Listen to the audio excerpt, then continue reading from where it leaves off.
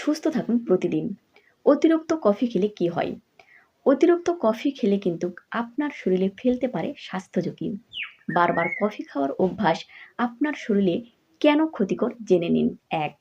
অতিরিক্ত কফি কিন্তু আপনার অনিদ্রার কারণ হতে পারে। বিশেষ করে ঘুমের কিছুক্ষণ আগে যদি কফি খাওয়া হয় তাহলে মস্তিষ্ক উত্তেজিত হয়। এতে ঘুম আসতে চায় না। ২.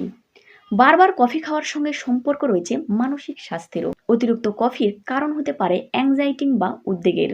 কারণ এটি এক ধরনের হরমোনের নিঃসরণ বাড়ায় যা শরীরের জন্য স্বাস্থ্যের নেতিবাচক প্রভাব ফেলে। ৩. পেশি ভাঙ্গনের কারণ হতে পারে কফি, কেননা ক্যাফেইনে পেশি ফাইবারের ক্ষতি করে। ৪. অনেকেরই অভ্যাস সকালে উঠেই কফি খাওয়া, কিন্তু এতে হতে পারে গ্যাস্ট্রিকের সমস্যা, কারণ ক্যাফিন গ্যাস্ট্রিক অ্যাসিড উৎপাদন করে।